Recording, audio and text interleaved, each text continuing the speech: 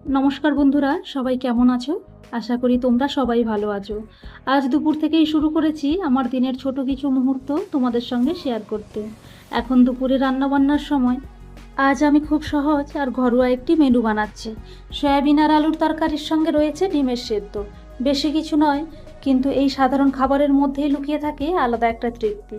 রান্না করতে করতে ভাবলাম তোমাদের সঙ্গেও একটু গল্প করা যাক। বলো তো বন্ধুরা, আজ তোমাদের বাড়িতে দুপুরে কি রান্না হয়েছে? তোমরা কি খেতে সবচেয়ে বেশি পছন্দ করো? নিরামিষ, মাছ, মাংস নাকি ডিম? দেখতে দেখতে তরকারিটাও সুন্দরভাবে তৈরি হচ্ছে। সয়াবিন আর আলুর মিশ্রণে দারুণ একটা ঘরোয়া স্বাদ আসে। আর ডিম সেদ্ধ থাকলে তো খাবারের মজাই আলাদা। আমার কাছে রান্না শুধু পেট ভরানোর জন্যে নয়, এটা পরিবারের জন্যে ভালোবাসা প্রকাশ করার একটা সুন্দর উপায়। তাই যতই ব্যস্ততা থাকুক, নিজের হাতে রান্না করার আনন্দটাই অন্যরকম। আজ দুপুরে তোমাদের মেনুতে কী ছিল অবশ্যই জানিও।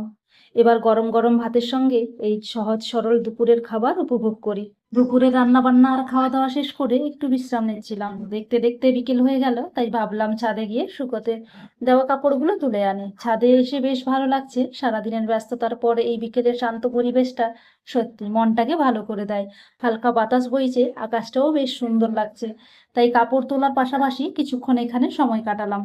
কখনো বিকেলের আকাশ দেখা, কখনো একটু খোলা হাওয়ায় দাঁড়িয়ে থাকা, আবার কখনো নিজের সঙ্গে কিছুটা সময় কাটানো। এসবের মধ্যেই একটা আলাদা শান্তি লুকিয়ে থাকে।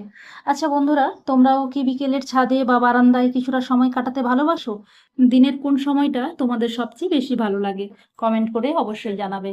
এইভাবে ছোট ছোট কাজ আর সাধারণ কিছু মুহূর্ত নিয়ে কেটে যাচ্ছে দিন। আর সেই মুহূর্তগুলোই তোমাদের সঙ্গে ভাগ করে নিতে আমার ভালো লাগে। বন্ধুরা, আজকের এই বিকেলটা এখানেই শেষ করছি। আশা করি ভিডিওটি তোমাদের ভালো লেগেছে। আমার মনে হয় জীবনে সব খুঁজে পাওয়ার জন্যে সব সময় বড় কিছু প্রয়োজন হয় না, তাই ছোট ছোট মুহূর্তগুলো অনেক আনন্দ দেয়।